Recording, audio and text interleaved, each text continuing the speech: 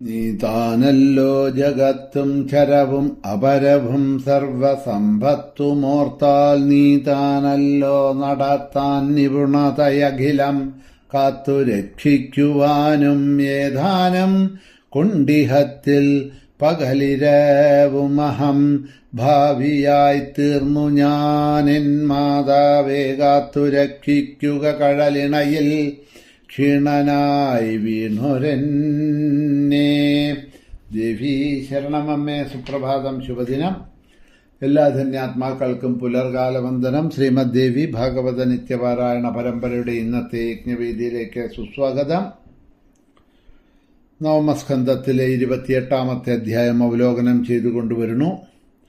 നിത്യാനിത്യ, ആത്മാ അനാത്മാ എന്താണ് എന്നുള്ളതിനെക്കുറിച്ചാണ് അവലോകനം ഇന്നലെ ചെയ്തത്. യമധർമ്മൻ സാവിത്രി ദേവിക്ക് കൊടുക്കുന്നതായിട്ടുള്ള ആത്മതത്വജ്ഞാനങ്ങളെയാണ് പറഞ്ഞു പോകുന്നത്.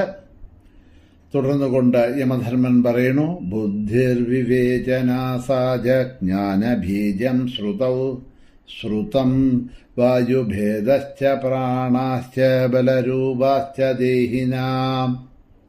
ബുദ്ധി എന്നത് നിശ്ചലാത്മികയായിട്ടുള്ള വിവേചന ശക്തിയാണ്. അതുതന്നെയാണ് ജ്ഞാനത്തിന് ബീജം എന്ന് വേദം ഉദ്ഘോഷിക്കുന്നുണ്ട്. ബുദ്ധി അന്തർമുഖമാകുമ്പോൾ ജ്ഞാനമാകും. ബ്രഹ്മവിദ്യ എങ്ങനെയും ബഹിർമുഖമാകുമ്പോൾ ബുദ്ധി, ചിത്തം എന്നിങ്ങനെയും വ്യവഹരിക്കപ്പെടുന്നു. അപ്പോൾ ഈ ജ്ഞാനം ഇന്നലെ ഞാൻ പറഞ്ഞത് വീണ്ടും സംക്ഷിപ്തമായിട്ട് പറയുകയാണ്. ഒന്ന് ഭൗതികമായിട്ടുള്ള ജ്ഞാനം, ഒന്ന് ആത്മീയമായിട്ടുള്ള ജ്ഞാനം. എപ്പോഴാണോ നമ്മളുടെ ബുദ്ധി അന്തർമുഖമാകുന്നത് അപ്പോൾ ആ ആത്മജ്ഞാനം നമുക്ക് കിട്ടുന്നു. ബ്രഹ്മവിദ്യ എന്നൊക്കെ പറയുന്നത് ഈ ആത്മജ്ഞാനത്തിന് തന്നെയാണ്. എപ്പോഴാണോ ഇത് പുറമേയുള്ള വിഷയങ്ങളെക്കുറിച്ച് പഠിക്കുന്നത്, മനസ്സിലാക്കുന്നത്, അതിലേക്ക് പോകുന്നത്, അതിനെ മനസ്സിലാക്കുന്നത്, അത് ബഹിർമുഖമായിട്ടുള്ള ലൗകികമായിട്ടുള്ള ഭൗതികമായിട്ടുള്ള ജ്ഞാനമാണ് എന്ന് പറയും. ഇങ്ങനെയുള്ള ശരീരത്തിലെ കടന്ന ദേഹികൾക്ക് ബലം നൽകുന്ന വായുവിനെ പ്രാണൻ എന്ന് പറയും. ഇന്ദ്രിയങ്ങളുടെ എല്ലാ അധിപതിയും പരമാത്മാവിൻ്റെ പ്രതിബിംബം പോലെ പ്രതിഭാസിക്കുന്നതും അതേമാതിരി സംശയാത്മകമായിട്ടുള്ള ബുദ്ധിവൃത്തിയുമാണ് ഈ മനസ്സ് എന്നുള്ളത്. ഇന്ദ്രിയ വ്യാപാരങ്ങൾക്കൊക്കെ പ്രേരണ നൽകുന്നത് അതിചഞ്ചലമായതുകൊണ്ട് സ്വാധീനത്തിൽ നിർത്താൻ ആവാത്തതുമാണ് ഈ മനസ്സ് എന്ന് പറയുന്നത്. അത് നമുക്കറിയാലോ, മനസ്സാണ് ചഞ്ചലം. അതിനെ ഒരു വശത്ത് കെട്ടി നിർത്തുക എന്ന് പറഞ്ഞത് വായോരിവ ദുഷ്കരം എന്ന ഗീതയിൽ അർജുനൻ പറയുന്നുണ്ട്. ഭഗവാൻ അവിടെ പറയുന്നുണ്ട്, മനസ്സിനെ അങ്ങോട്ട് ഒതുക്കി വരയ്ക്ക് പിടിക്ക അങ്ങോട്ട് നിർത്തണം അർജുന എന്ന് പറയുമ്പോൾ എന്താ ഭഗവാനെ ഈ പറയണത്? ചഞ്ചലം ഹിമന കൃഷ്ണ വായോരിവ ദുഷ്കരം. ഈ മനസ്സ് ചഞ്ചലമാണ്, എപ്പോഴും ചലിച്ചുകൊണ്ടിരിക്കണു വിഷയങ്ങളുടെ പിന്നിൽ. അങ്ങനെയുള്ള മനസ്സിനെ അങ്ങോട്ട് പിടിച്ച് നിർത്തണം എന്നൊക്കെ പറഞ്ഞാൽ ഈ വീശുന്നതായിട്ടുള്ള കാറ്റിനെ പിടിച്ചു കെട്ടുക എന്ന് പറഞ്ഞ മാതിരിയാണ്. ഈ കാറ്റിനെ ഒന്ന് പിടിച്ചു കെട്ട് എന്ന് പറഞ്ഞാൽ നമ്മളെ കൊണ്ട് സാധിക്കുമോ? കാറ്റ് വരണോ, പോവണോ, വീശണോ ഇല്ലേ? ആ കാറ്റിനെ നമുക്ക് പിടിച്ചു കെട്ടാൻ നമ്മളെ കൊണ്ട് കഴിയുമോ? അതിന് പറ്റിയ കയറ് നമ്മുടെ കയ്യിലുണ്ടോ? ആ കാറ്റിനെ പിടിച്ചു കെട്ടാൻ കഴിയില്ല എന്നത് മാതിരിയാണ് ഈ മനസ്സ് എന്ന് പറയുകയാണ്. അതിങ്ങനെ ചാടിയും ആടിയും കളിച്ചുകൊണ്ട് പല വിഷയങ്ങളെയും ചിന്തിച്ചുകൊണ്ട് അതിൻ്റെ പിന്നിലൊക്കെ അലഞ്ഞു തിരിഞ്ഞ് പോകുന്നതായിട്ടുള്ള ഈ മനസ്സ്, അതിനെ പിടിച്ചു കെട്ടുക എന്നുള്ളത് വായുവിനെ പിടിച്ചു കെട്ടുന്നത് പോലെ ദുഷ്കരമാണല്ലോ എന്ന് അവിടെ പറയുന്നുണ്ട്. അതുപോലെ ഇപ്രകാരത്തിൽ ഉള്ളത് എന്ന് നിരൂപിക്കാനാവാത്തതും ബുദ്ധിയുടെ വൃത്തിഭേദമാണെന്ന് ഭേദവുമാണ് ഈ മനസ്സ് എന്നാണ് പറയണത്.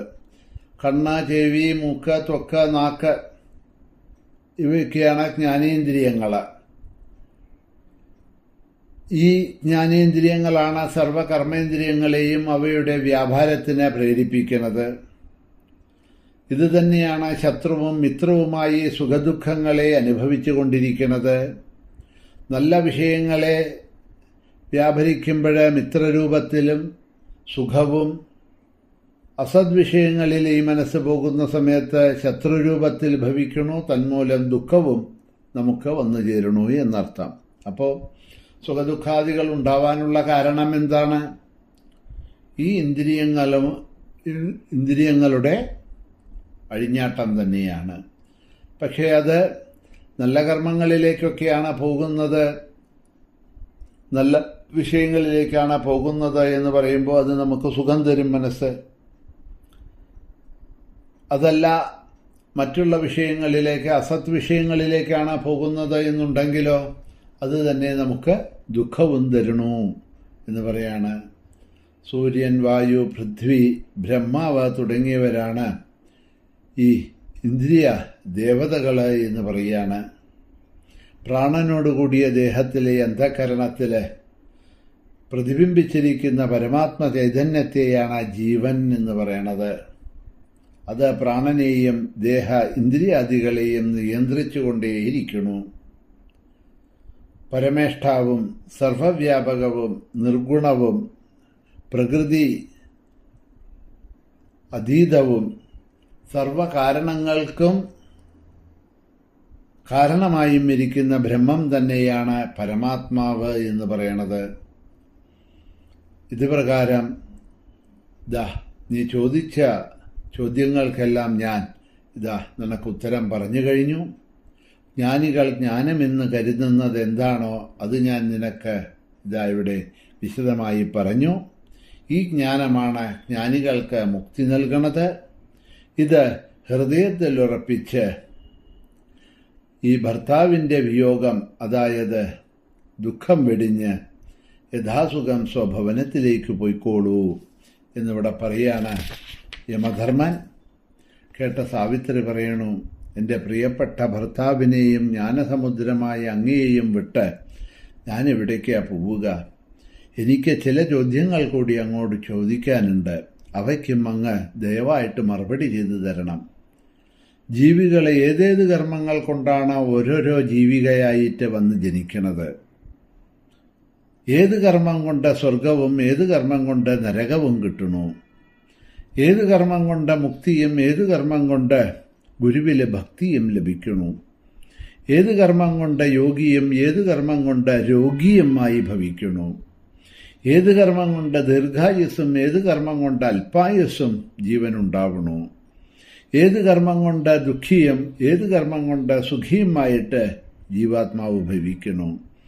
ഏത് കർമ്മം കൊണ്ടാണ് വികലാംഗൻ, ഒറ്റക്കണ്ണൻ, ഭജരൻ, അന്ധൻ, മൂഢൻ, ഭ്രാന്തൻ ഇങ്ങനെയൊക്കെ മനുഷ്യന് ജനിക്കേണ്ടി വരുന്നത്?